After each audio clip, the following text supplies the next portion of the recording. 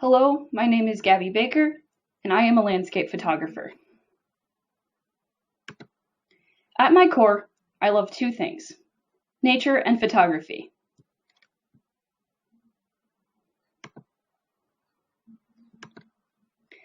Before we begin, I'm going to give you a little bit of background information about myself.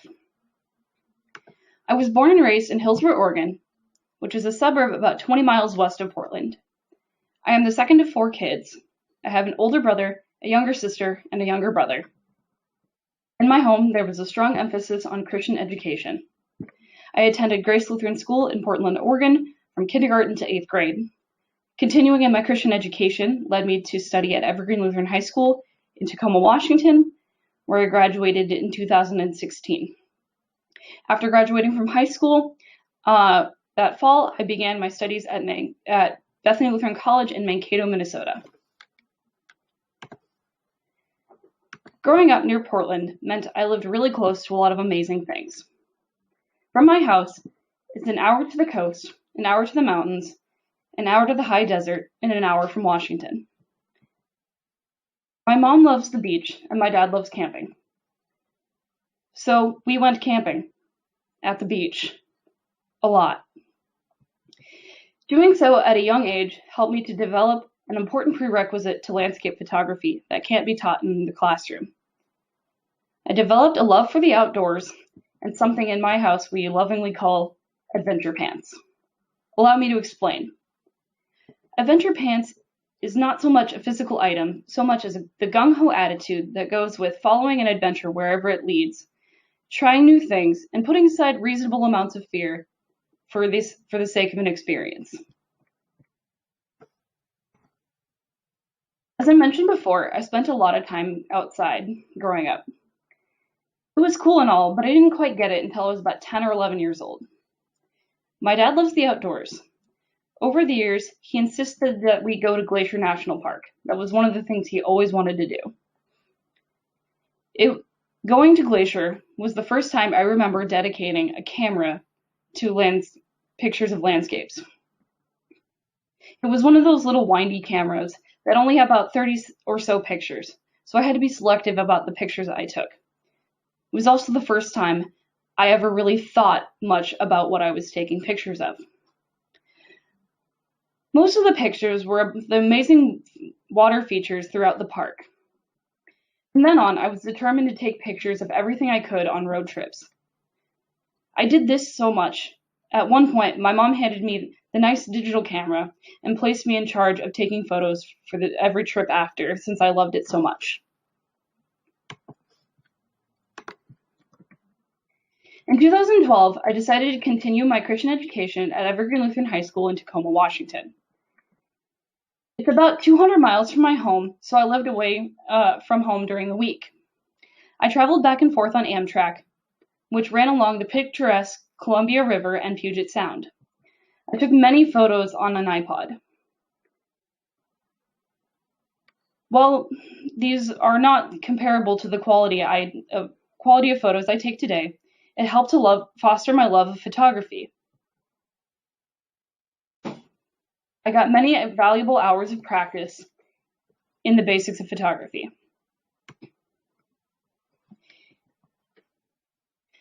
I graduated from Evergreen Lutheran High School in 2016 and started at Bethany Lutheran College in the fall in hopes of continuing my Christian education. I started Bethany as a physical therapy major before quickly switching to media arts.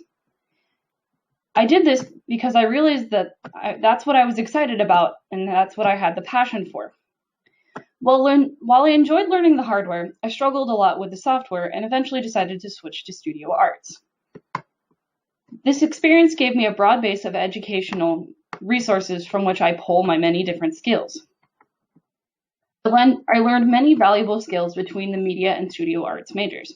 Many of the proficiencies overlap. At their core, they rest on the same principles of visual communication. Both mediums are extremely powerful when done well. I do enjoy the video side of media arts, but my skills are best utilized in still photography. Over the past 4 years, I've gained many valuable skills through 2 years of photojournalism under Denise Wooler and 4 years of working with a Maverick Hockey Weekend production crew under the direction of Greg Vandermis. I've also learned the importance of having mentors in your field. As mentioned before, Greg Vandermis is in charge of Maverick Hockey Weekend. He taught me to learn everything I can, to work hard with and for my team, and to be proud of myself and my work at the end of the day. His wife, Missy, is also a local professional photographer who has helped me as much as she can. She has taught me the value of being professional, being personable, approachable, and managing your time well. All are extremely important skills in the real world.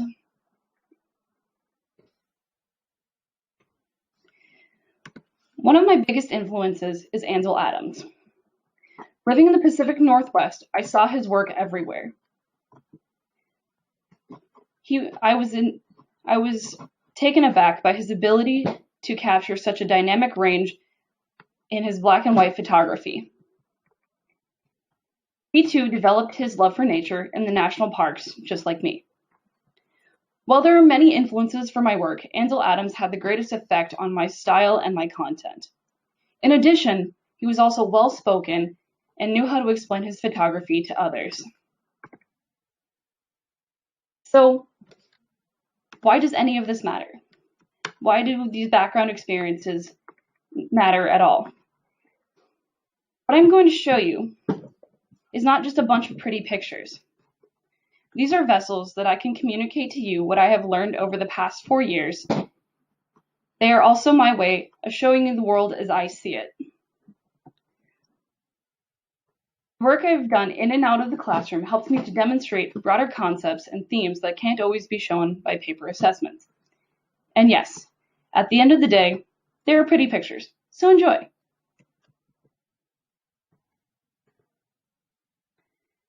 Where Ansel Adams was good with words, I'm not so much, so he's going to help me explain.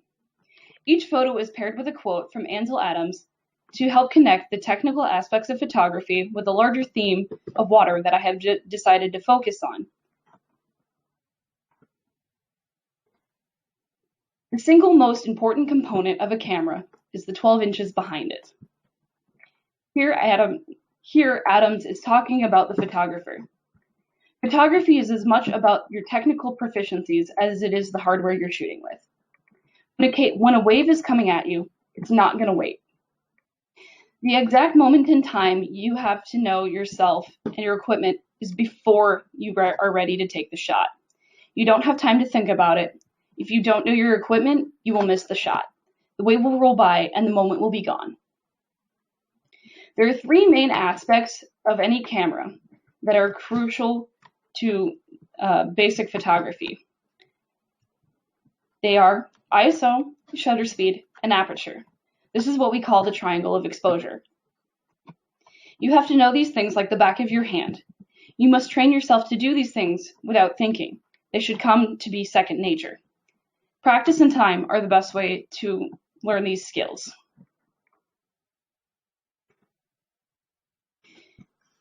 You don't take a photograph, you make it. While Ansel Adams didn't have Photoshop, I think this quote still applies. Knowing how to use the software is just as important as knowing how to use the hardware. Being proficient with a computer and software should be skills that are just as well maintained as one's skills with a camera. Software can take a good photo and make it great. Using software like Photoshop to manipulate what you see on the screen helps you to match what you see on the screen to the image you see in your head. This is the artistry part of digital photography.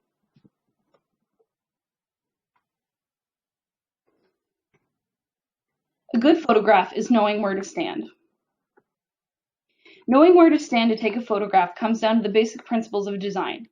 As a photographer, you have to be mindful of the elements such as line, color, shape, and contrast. Knowing how one line will intersect with another, what shapes balance out a photo, and knowing what colors catch the eye. These are all things that are running through a photographer's mind when placing the camera.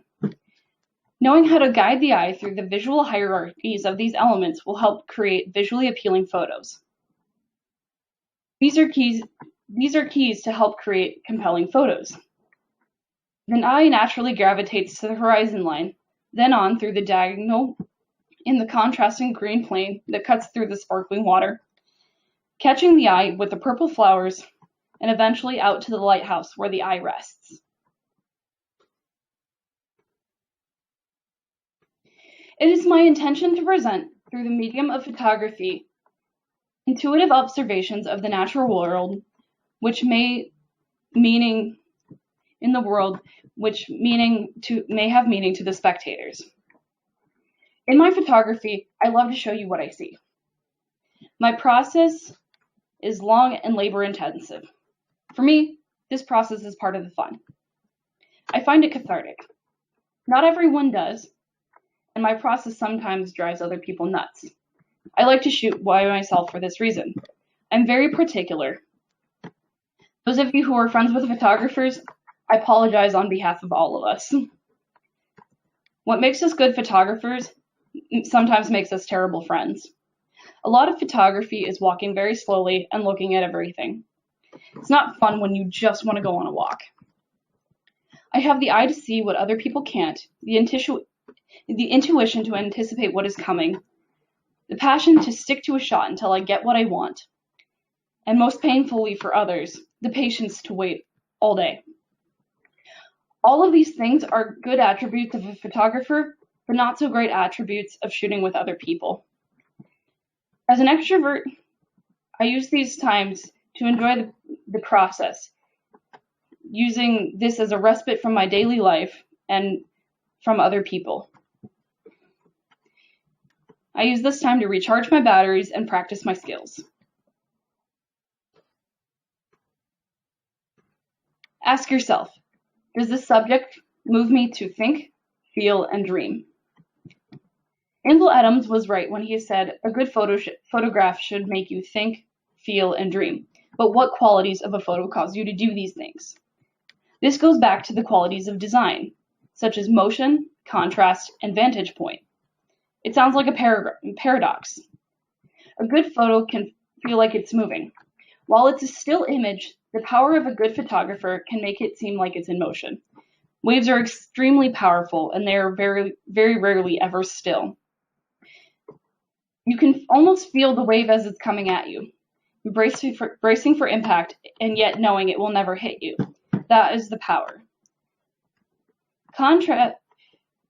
The contrast of the white foam, the deep sea, conveys the coldness of the water. The vantage point makes the viewer feel small against the vastness of the ocean.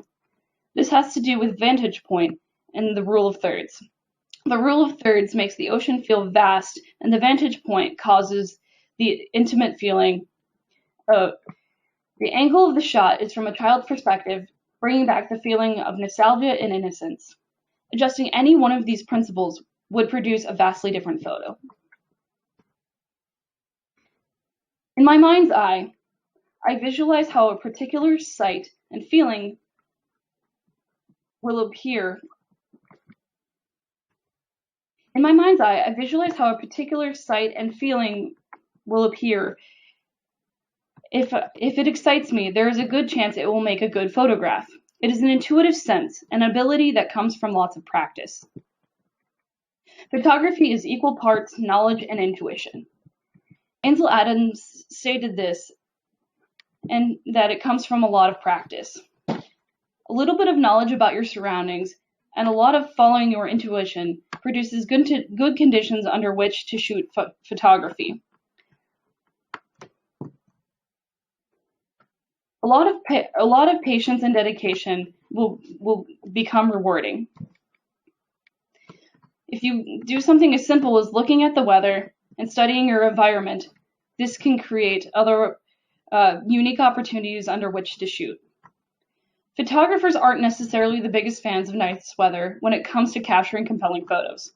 Yeah, it's not fun to shoot in the pouring rain when it's 32 degrees on New Year's Day and standing out in the driving rain for 3 hours. But if you're patient and perseverant, it can pay dividends.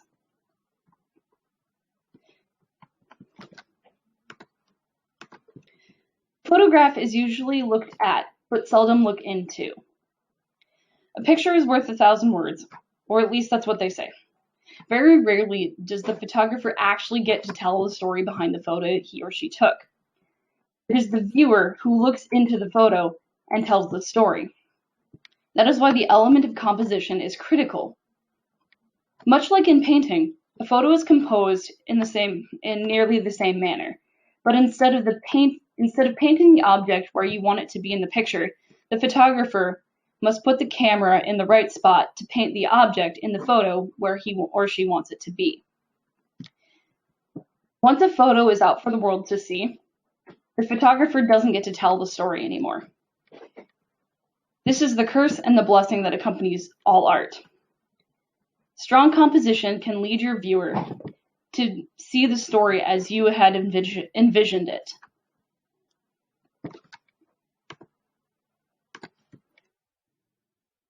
Landscape photography is the supreme test of the photographer and often the supreme disappointment. Landscape photography is a challenging profession.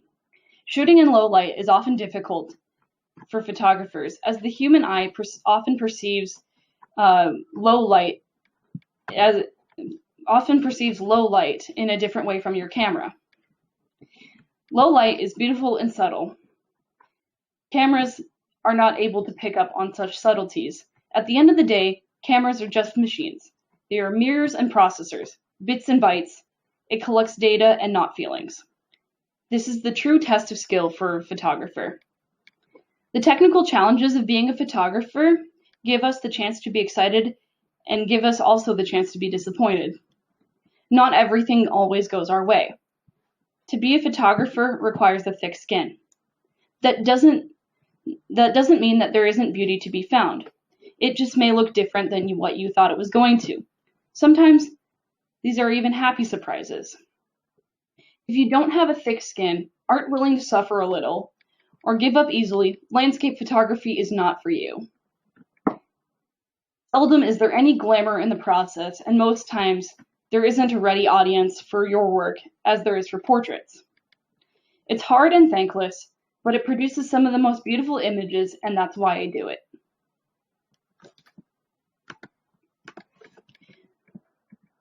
And finally, we must remember that a photograph can hold just as much as we put into it, and no one has ever approached the full possibilities of the medium.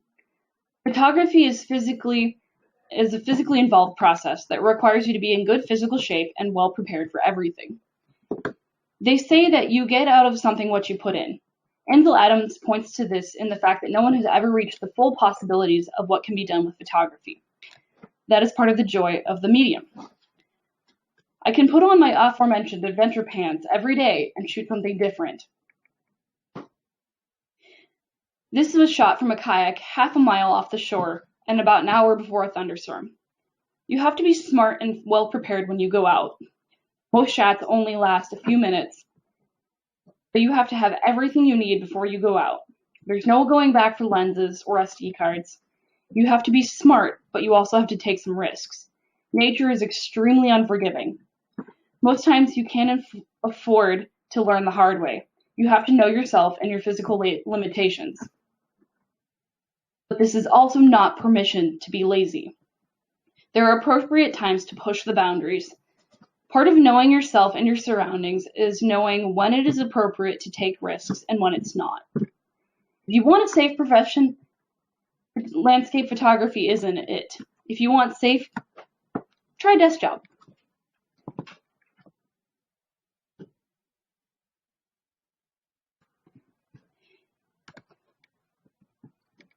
The most important concept of landscape photography is best summed up by this thought by Ansel Adams.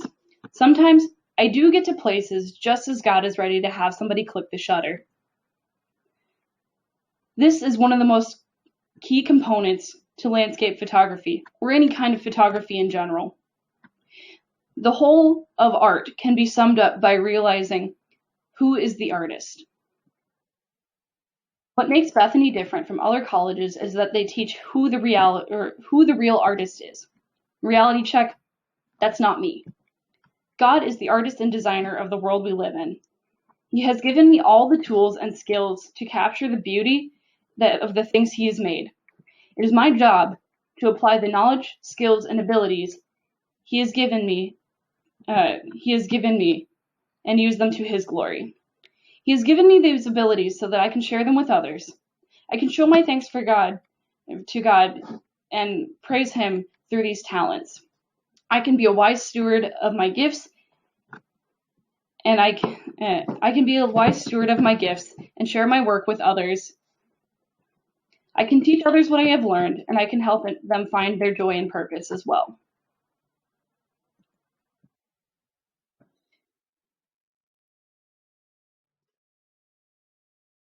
My name is Emma Bloedel. I was a Bethany senior, and as of a few days ago, I'm now a Bethany grad with a degree in studio art. And that's kind of crazy to say. But yeah, so due to the circumstances regarding this art show, they're not very ideal, but I'm so glad we're making the best of what we can, work with. So we're giving our presentations over Zoom. This is not set in stone, but hopefully most of us seniors will be able to come back and have the show in the YFAC in the upcoming next school year. But I'm glad I got to share this show with 3 other amazing artists, and I wish I could be giving this show in person with them right now. All right. I was born and raised and currently living in Mankato, Minnesota. I think that it's a great town, and I'm glad that I was able to experience college here as well. So these are my parents. They are my biggest supporters, and both of my parents went to Bethany. My mom was a studio art major, and my dad is currently the head of the theater department at Bethany and directs and writes plays and designs sets. Lucky for me, art was always something that was encouraged in my household growing up. With both my parents being artists, they know exactly what it's like to be creative, knowing I had a creative mind as well. My artistic abilities were always celebrated, and they always pushed me. Art was something that I liked more than anything else. I would doodle in church when I wasn't supposed to. I would secretly whip out my sketchbook as soon as my parents put me to bed. And I would always spend more time on drawing than any other homework I was supposed to be doing. Slide. Not only are my parents creative, but majority of my family is very creative. Some of them sing, dance, act, create music, and draw and paint as well as I do. So here are just a few, distant relatives and my own family as well, like my sisters, my brother, my dad, my grandparents. All right. So the first piece of art that I remember being very drawn to was Edgar Degas' sculpture of The Little Dancer. When I was little, my mom would read my sisters and I the Degas and Little Dancer by Lawrence Anhol. It was a children's story about Degas' sculpture, The Little Dancer, aged 14. I remember being blown away by the story and the sculpture, but especially the figure's stance and emotion. This piece still stands as one of my favorites today. I have always been a pretty bold person with a love for loud and bold colors. For example, this was the theme of my bedroom growing up. I had bright lime green walls with painted rainbow circles and carpets and sheets to match. It no longer looks like this, or I would show you a picture. But it was a bit much, but at the time I did not care. I also plastered One Direction posters all over the wall. It was like chaotic, but I loved it.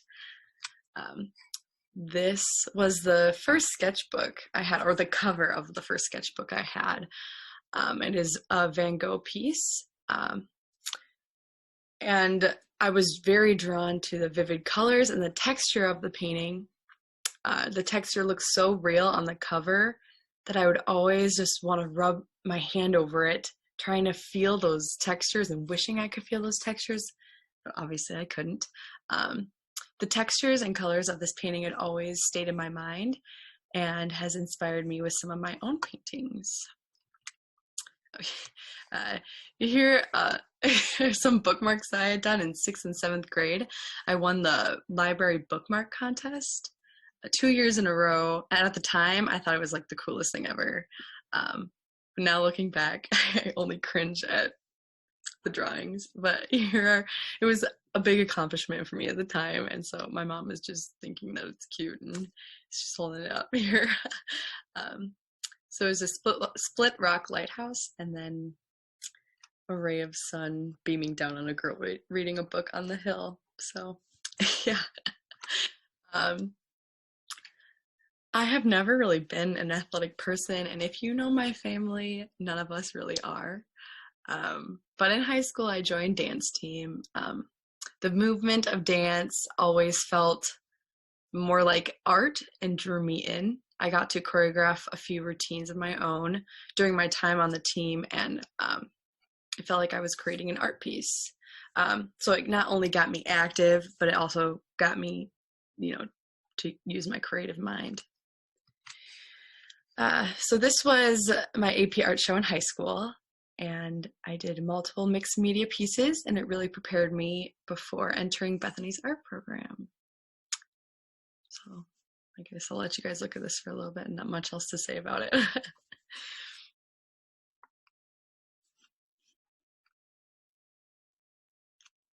All right. So right after high school, I got really into doing hair. I always seemed to find more ways to be creative with my hands, so I found myself loving the art of styling hair. And now I do hair for weddings and proms and events, and I plan to go to cosmetology school in the next few years here. Oh, and I also added a picture of my sister with an afro that we gave her. I thought that was fitting, and I needed to put that in here. All right. So I also got into acting during my whole high school and college career. This art form really helped me get out of my shell and helped me deal with, helped me a great deal with my confidence. I also learned how to take criticism, and it helped me a lot when it came to art critiques. So here are just a few wacky pictures of me in costume in fun plays that I was in over the last few years. All right. I remember coming to Bethany planning on having an emphasis in photography. I wasn't planning on taking a painting class at all. I loved to draw, but I didn't think I was going to be good at painting. My mom thought I should just give it a try, and so I'm very glad I did. This was the first landscape I ever did, and I didn't mind doing it. I just felt slow, and it took me forever because I just wasn't super into it, but I'm glad I tried it. Then I tried still life. I liked it a little bit better. I liked that I could use more of the colors that I like to use, I was drawn to, but I still found myself not super into it. Then I did my first portrait ever. That happened to be a self-portrait at the time. This was my freshman year. I fell in love with doing it. I finished this piece 10 times faster than the other ones because I came in to work on it extra time, not during class time, and it just came much more naturally to me. So I kind of found my thing was portraits. I got really into looking at faces and reading into their expressions, and I wanted to be able to capture emotions. So these are just a few pictures of people with emotions that I like to capture, I guess. Another thing that pushed me to paint more was trying to challenge myself. I am ambidextrous, so I am able to paint with both my hands. which is helpful to get certain angles and certain edges, but I wanted to try to paint with both hands at the same time, and I always wanted to do that. I tried it a few times and it was a little harder than I thought, so I'm still working on that one. But so right now I can only paint, both hands, not at the same time though, still working on it. So then I started doing commission pieces for others and practicing on my figures and faces. So I'll let you look at it for a little bit.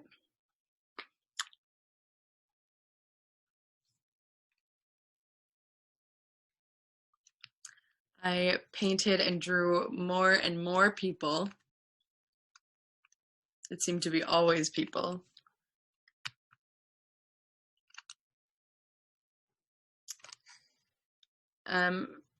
People were always my go-to, but now that I was kind of comfortable with the medium, I tried exploring other things other than faces. And it was fun and it was a nice break. It's still a person. It's not the face though. But I always found myself going back to faces. All right, so I was lucky enough to visit Germany at the end of my freshman year at Bethany.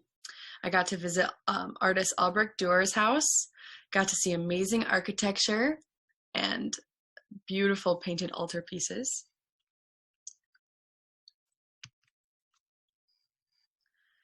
Big murals, street art. I was also super excited about visiting the huge art museum in Dresden. This was a great experience for me. It was the first time out of the country, so I was very nervous, but it was very exciting.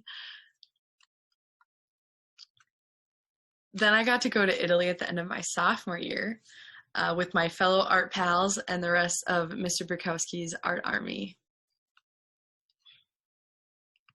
Here I got to see famous landmarks and famous art like paintings by Caravaggio, David by Michelangelo, and sculptures by Bernini.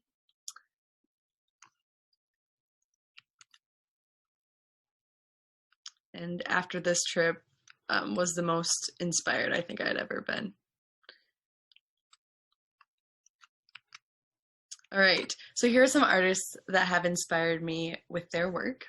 So the first one is Chuck Close. I've been a big fan of Chuck Close for years. I love how big of a presence his pieces have in a room. Small portraits are so much different than big portraits. I mean, they can be equally as good, but the presence that one has in a room, I mean, if you walk in a room and see a big portrait of someone, it's gonna turn heads. And so this is kind of where I got my inspiration to do my huge portraits. All right, the next one is, of course, Norman Rockwell. He has been my favorite for a very long time. I love his slightly exaggerated faces and his ability to tell a story just through emotion.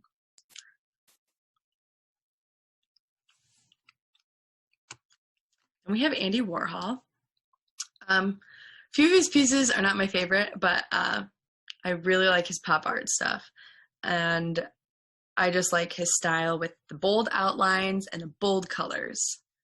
So here's Marilyn and Audrey Hepburn.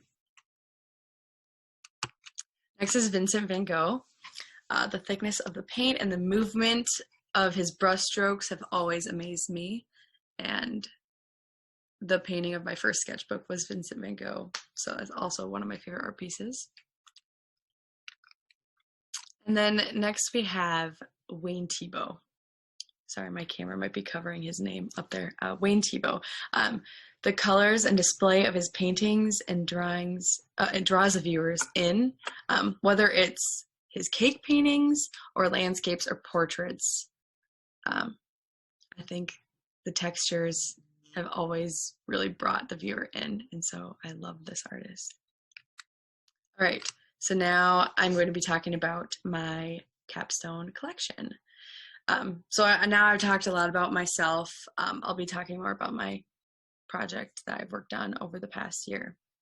So in my capstone, I've painted 9 intimate portraits of people from throughout different parts of my life. A portrait easily expresses emotion or personality through art. All these people have been a part of my life through the steps of growing up. They've helped me become who I am. I selected specific people from different chapters in my life. The emotion on their face represents how I felt during that part of my life. Therefore, these are self-portraits through like other people. And starting from a young portrait of myself to a current portrait of myself, these portraits will give you a glimpse into my life of what has made who I am today.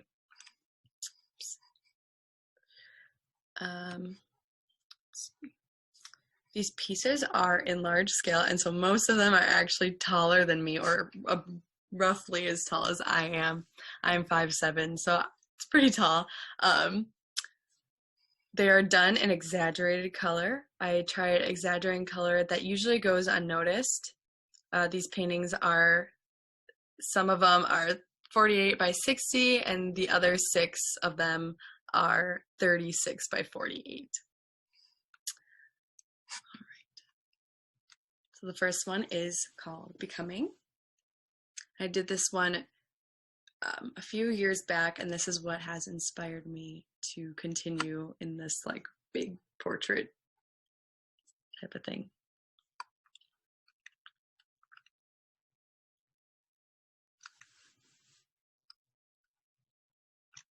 Here are some close-ups.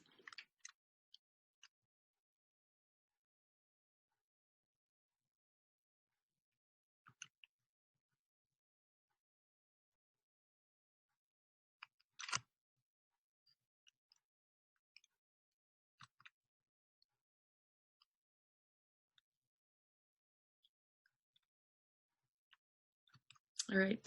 The next piece is not finished. I actually, due to the coronavirus, have not been able to finish all of my pieces, which is very sad because if I were to have a show in person, they would have been finished. But due to switching up my art studio and the weather outside, because my studio was in the garage, I haven't been able to finish them all. So this is probably the least finished out of all of them, sadly. But this is my brother Hans. And so I'll still, even though he's not finished, I'll still be showing you some close-ups of him as well.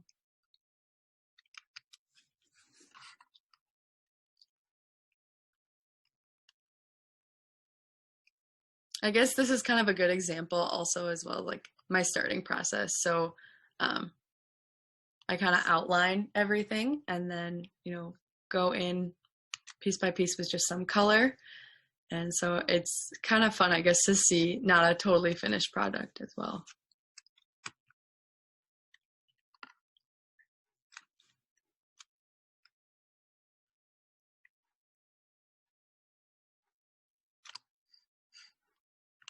All right.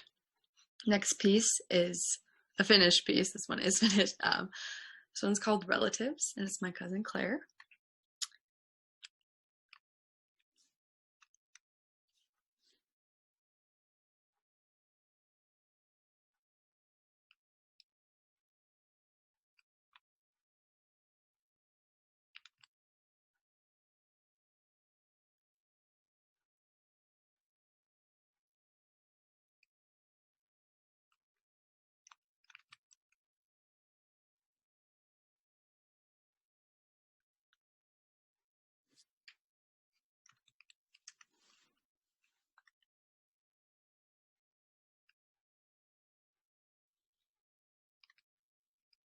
All right, the next piece is not finished as well, as you can see by the hands, but also kind of shows you my process. So I did do some outlines of the fingers. The hair is not quite finished yet either. Neither is the shoulders and the shirt.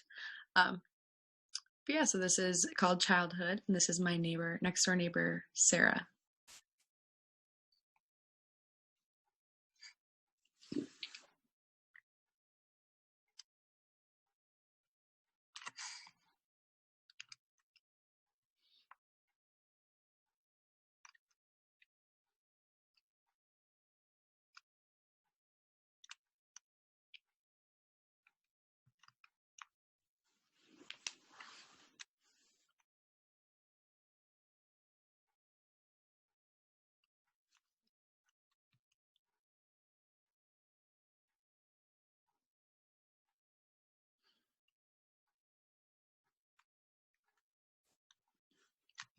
All right. This one is finished. And this one's called Grade School. And this was my friend Noah.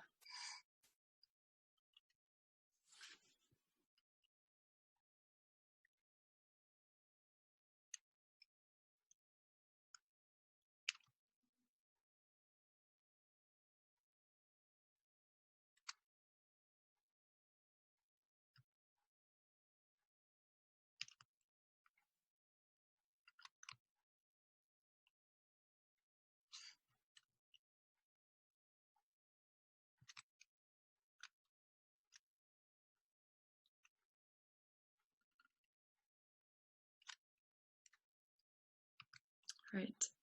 This piece is finished, and it is called High School, and this was one of my closest friends in high school named Hannah.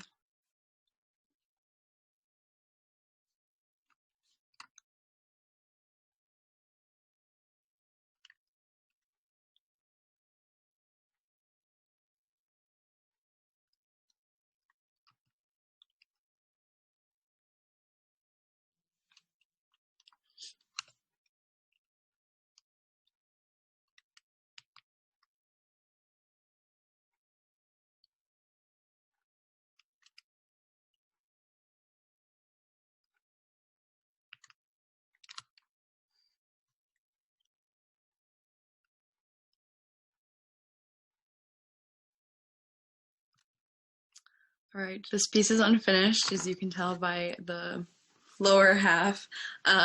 This is my very first art teacher, Mr. Jasperson, and he actually now currently works at Bethany.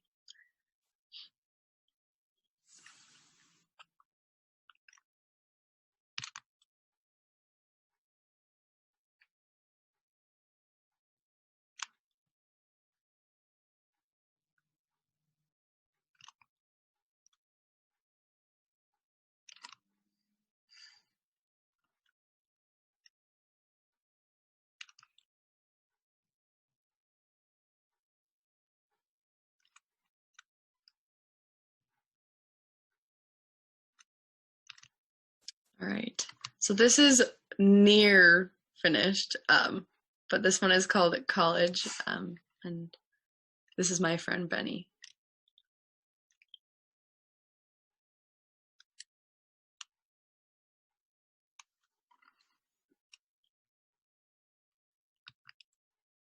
I wish I had like music to play in the background. I feel like I'm just awkwardly sitting here silent.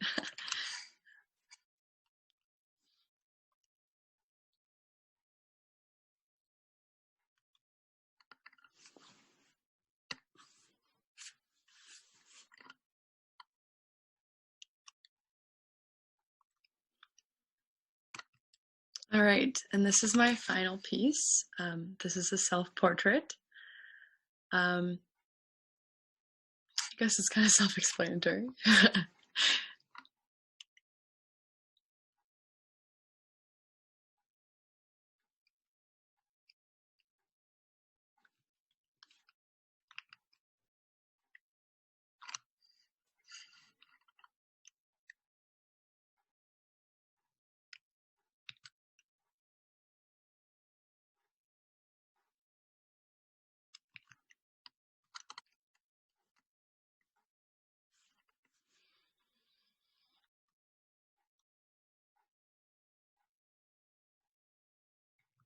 Right, and this is kind of all of them together, even though they're not finished like I'd like them to be.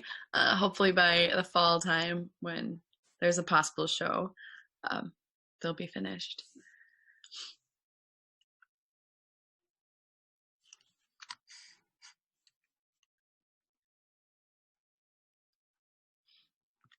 So now I want to thank my wonderful professors, Bill Bukowski, Andy Overn, Jason Jasperson, and Amanda Quist. And I hope my camera isn't covering the face of Amanda, and I feel bad. These people mean such a great deal to me, more than they will ever know. They pushed me, they inspired me, they helped me step out of my comfort zone, but most importantly, they never gave up on me. They never gave up on me and always believed in me. So to my professors that are watching this, I want to thank you from the bottom of my heart. You mean so much to me. And then these are my biggest supporters, my family. I love you all so much. I also want to thank my friends that have always hyped me up and made me feel really good about what I could do. Thank you all for watching and sticking with me to the end. I hope you could get something out of this. I wish I could answer questions in person, but since I can't, my email is ebloedel@blc.edu. Please shoot me an email if you have any questions. I'd love to hear them, and I'd love to answer them as best as I can for you. So thank you for watching.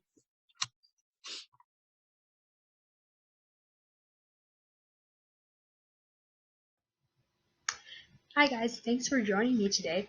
I will be presenting on my senior project, which is theater costumes. But first I'm going to tell you a little bit about my childhood and how I got to this senior project. So when I was a child, I liked painting and drawing just like any other young child. Some of my earliest memories are of coloring and drawing on a sun-soaked kitchen floor. And then a little bit before second grade, we moved to a new house. And during that move, I discovered my mom's old sewing kit.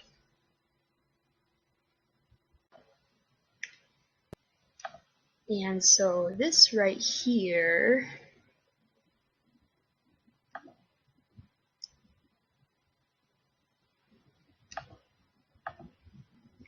is the sewing kit that my mom had. Pretty much the exact same, I'm sure. And because of this sewing kit, I started sewing. I sewed pincushions, I sewed doll blankets, doll clothes, I made dresses. I started making dresses for myself and my sisters. So it really just sparked a lifelong love of sewing. A little bit later in grade school, I was given a Disney book series about fairies living in Pixie Hollow. And these books just had beautiful watercolor illustrations, and the stories were really interesting. So because of these books, I started drawing more because I was drawing fairies, and I started doing watercolors, and I also started making fairy furniture because I thought it'd be a really cool thing to be able to make pieces that could fit into this really cool world that I had read about. So here's some examples. These are only a few. There were actually a lot more, but these are some of the ones that are left. So because of all this activity, I learned a ton of new stuff. I learned how to weave to make these blankets and rugs. I learned how to carve so that I could carve miniature wooden spoons and dishes. This is a piece of knitting right here. It's a fuzzy piece of yarn. Yeah, and the whole experience is just really good for figuring out how 3D objects are put together.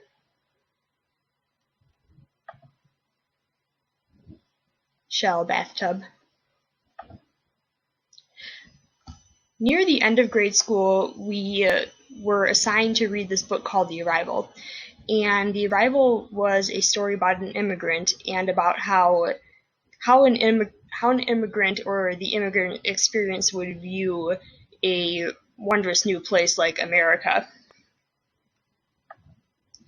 And this book just had really beautiful illustrations, just gorgeous. They were all hand-drawn pencil drawings. But maybe the best thing about this book was that there were no words to it. There were no words. It was just completely made up of pictures. The whole story was done completely with these drawings. And I just thought that that was the coolest thing. And this book really was important to me because it helped me to realize how powerful art can be, that it can communicate so well without words, without that traditional language.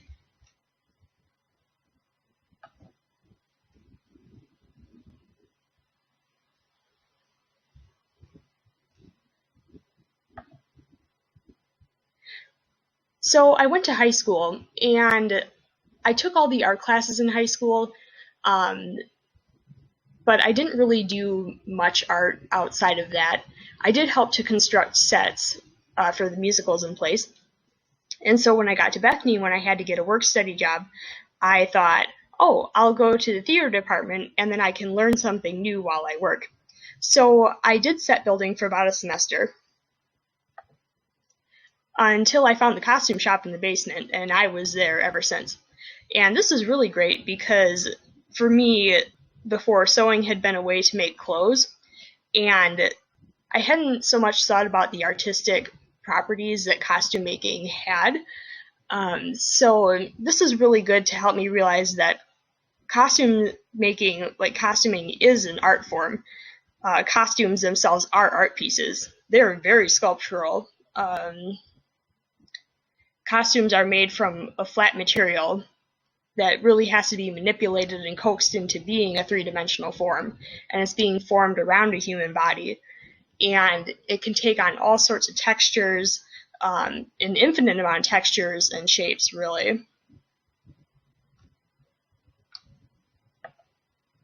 So then after all those years, I thought, well, maybe I want to do this more. So then I went out to New Hampshire last summer. I was an intern at a summer theater in New London, New Hampshire.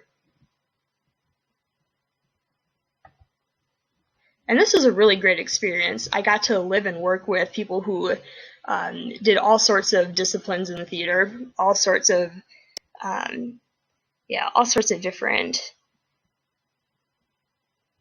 different types of work: lighting, electrical, costume, wardrobe.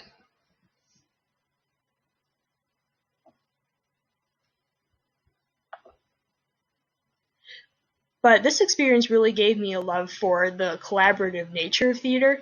A theater production, a musical, a play cannot come together without everybody working together on it.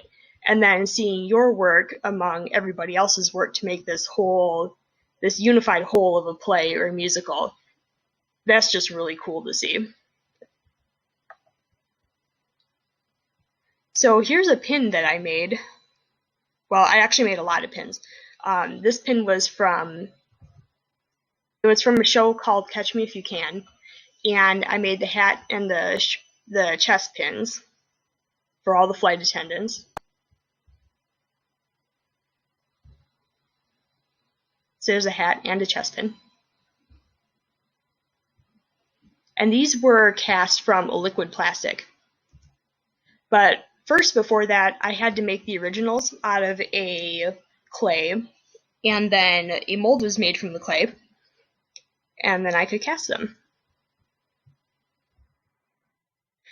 So after I got back from the summer, I had to decide on a senior project, and I decided that I would do theater costumes for my senior project. So this is the first project that I did. This is for Dr. Faustus, the spiritual tragedy of Dr. Faustus. I made the wing sets for the good and the bad angel.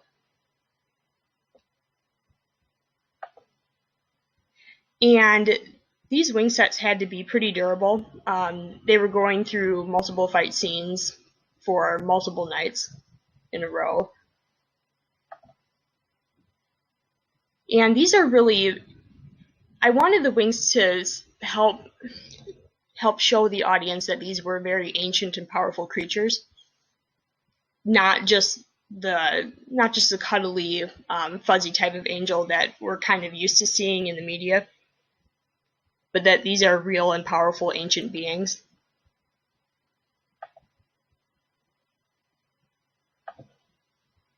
So in order to build these, I had to study how it was actually built, because I didn't know how wings were put together. So I studied diagrams. Here's some of the final drawings for it. After I had done the sketches, I made a paper pattern. Here are the wire underframes for it. And then the wire underframes were covered with fabric and then stuffed along the top with a polyester quilt batting to create the bone look. And then, just like a real bird's wing, there were feathers put together in rows, and then the rows were stitched on to the wire underframing, like so. Oh, and this brings us to the final part of my project. So I was going to do some pirate coats for Treasure Island, but then coronavirus came. So then I had to come up with a new project, or some new projects to work on. And I settled on doing 1950s dresses. So I did the two main silhouettes of the 1950s. So here we have the, it's a smaller bodice, it's a pretty tight bodice, small waist with super full skirts. And then the pencil skirt with the jacket. So I'm going to talk a little bit about the history of this style. Oh, I should mention first that I chose the 1950s to do dresses for because the 1950s is so common in theater.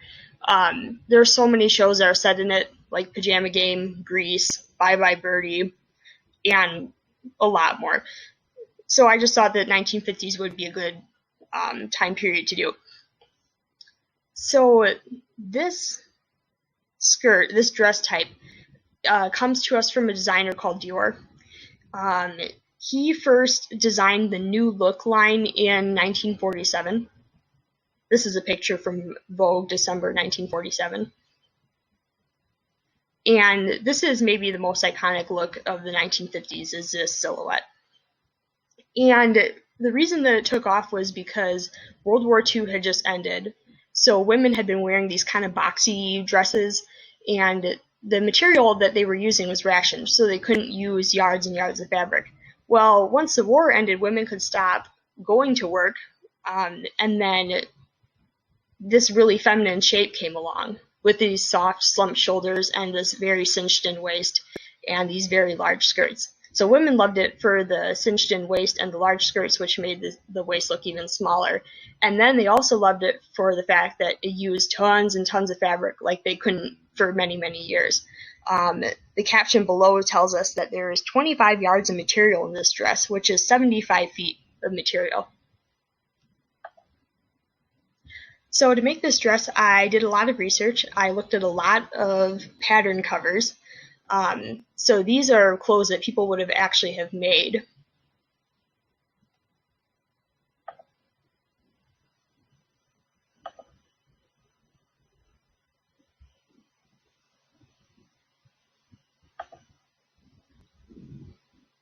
So I'll talk a little bit about material. So a lot of theater costuming is determined by budget. Budget is really what determines what people can and cannot do. And a lot of times budgets are tight for wherever you are, whether you're at a school or even on Broadway. So what people often do is that they go to thrift stores and they look for material. And so that's what I did. I found this vintage sheet at a thrift store, and I turned it into a dress from the 1950s.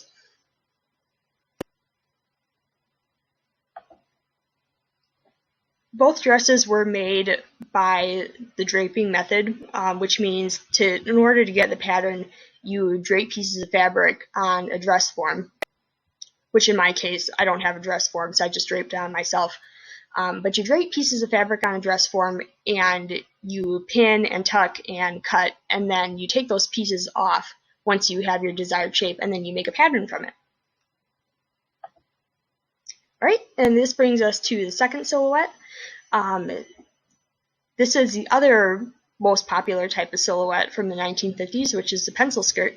It was also considered to be pretty feminine because it had a very small waist also. And they were also called wiggle skirts because you had to wiggle when you walked in them.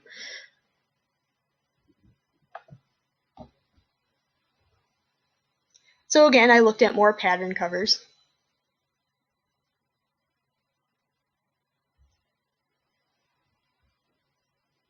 So very thin waist. and kind of almost a bolero style jacket that goes over the top.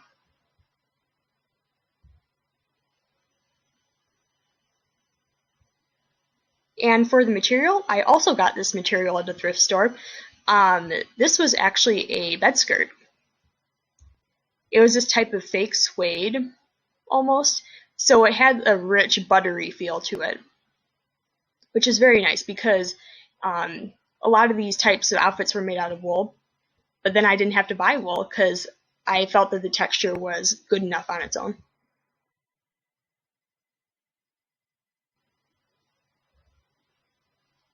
There's a sleeve detail. It matches the rest of the dress, the overlaying pattern.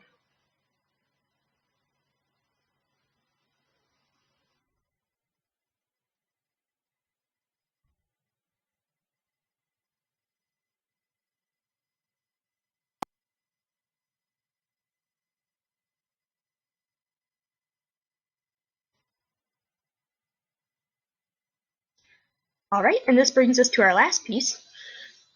So I was going to make a purse originally, but I decided on something larger. So this is a 1950 suitcase that I made for use on a stage.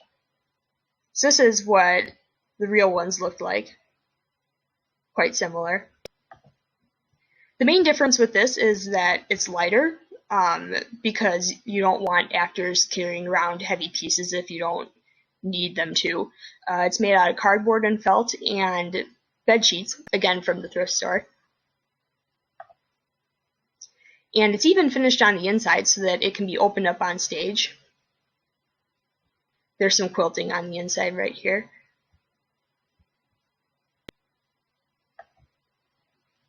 And then here's some details.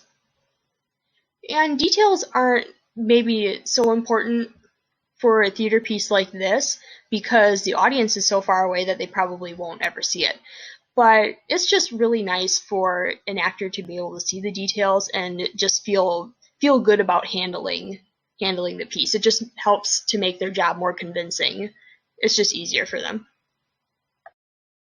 In conclusion, theater costuming has been a perfect marriage of three-dimensional sculptural work and sewing for me, and I look forward to doing more of it in the future. I would like to thank my friends and family for always being supportive of what I love to do. A big thank you to all my art professors. Thank you, Professor Bukowski, for teaching me how to paint and being so enthusiastic about art history. Thank you to Jason Jasperson for teaching me about sculpture and how to make tea.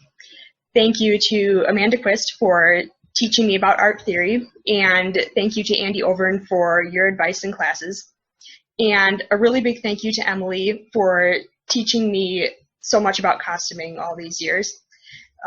You all just have such a huge love for the arts, and it's very visible in your classes and all that you do, and I'm very grateful for that.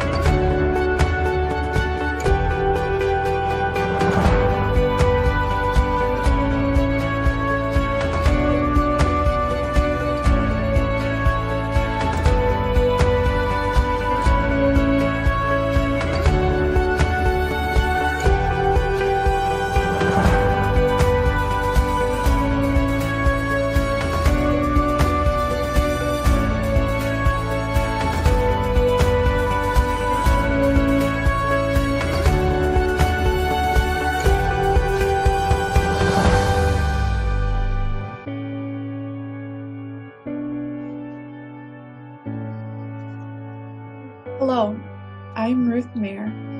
I'm a studio art and graphic design major, and this is my senior exhibition.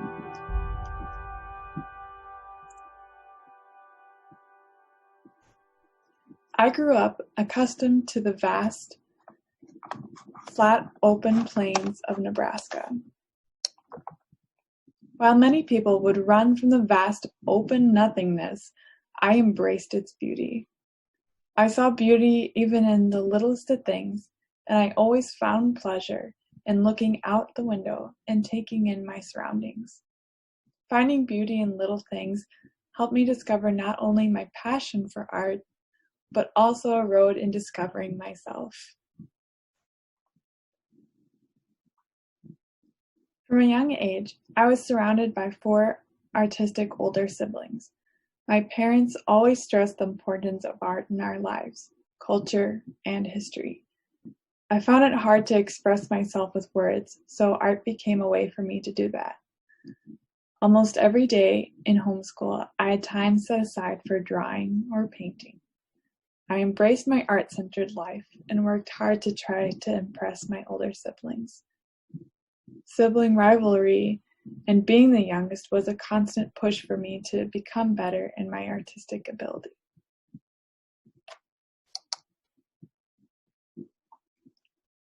My inspiration to work in interior design came from childhood memories. Memories of hours playing with my grandmother's dollhouse, trying to build my own dollhouses, and spending hours every night playing The Sims, a computer game in which you create a family, build a house, and play life. Making homes and rearranging furniture was an escape for me when I was young. It was a way for me to create a perfect world for myself, away from the chaos of life and homework. I didn't discover my passion for interior design until my senior year of high school. This was due to me discovering Joanna Gaines, an interior designer based in Waco, Texas, with the TV show Fixer Upper. I like seeing Gaines's final spaces, but my favorite part of the episodes were the rendered videos of the designs.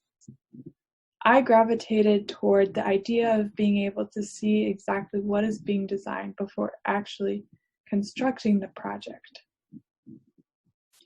When I came to Bethany, the professors really tried to work with me, wanting to be an interior designer.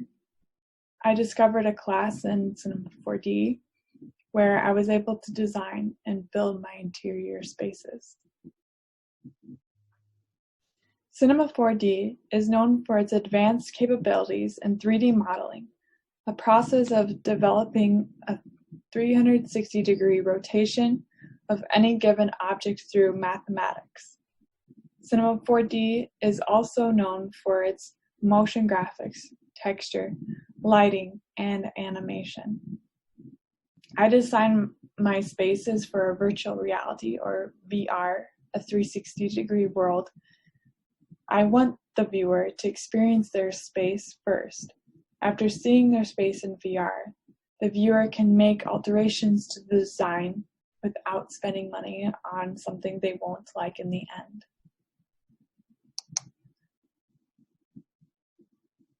In my design work, I am focused on the beauty and appreciation of everyday things, like the placement of furniture in a room or how a blender is placed on the counter. I pride myself on my attention to detail and passion for making things perfect. I believe each space can shape a person's attitudes and actions.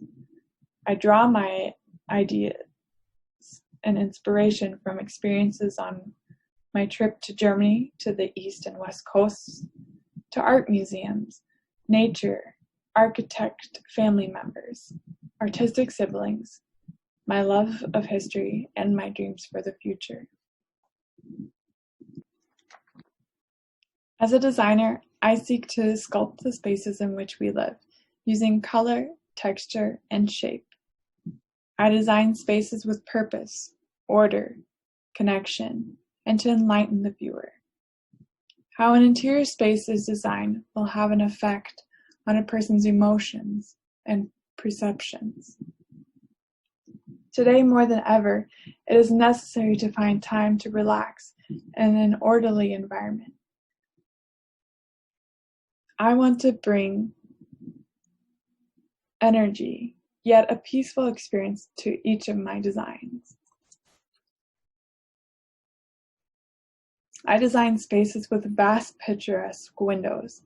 This is to invite the exterior environment into each interior space, whether the scenery is a cityscape or more natural. I want the viewer to be encouraged to pause and look at the beautiful world around them.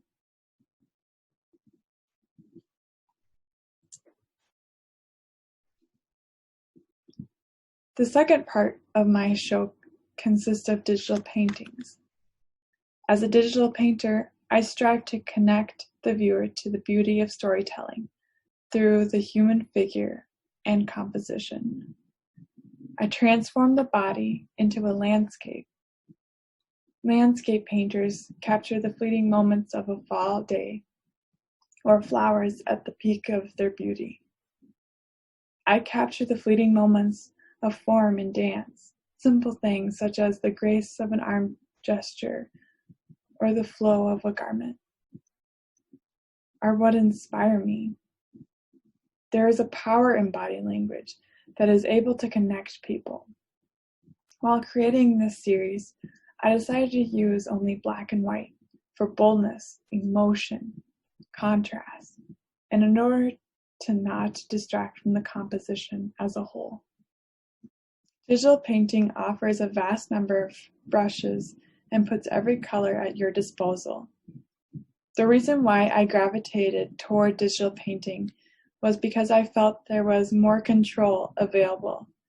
I can easily make edits to my paintings without wasting canvases, and I have easy accessibility to all my work. Similar to my work in design, I want to be able to easily make edits without wasting money or time. I want the control of being able to make things perfect before I deliver the final product. I don't believe in mistakes. Rather, every part of a composition should have a purpose. Thank you for joining me in my senior exhibition. It was a joy to be able to finally show this after a year of hard work and dedication. There were many ups and downs in this process, especially in the recent months, but I'm very grateful for the continual support of my professors, family, and friends. God's richest blessings, and I hope to see you all in the near future.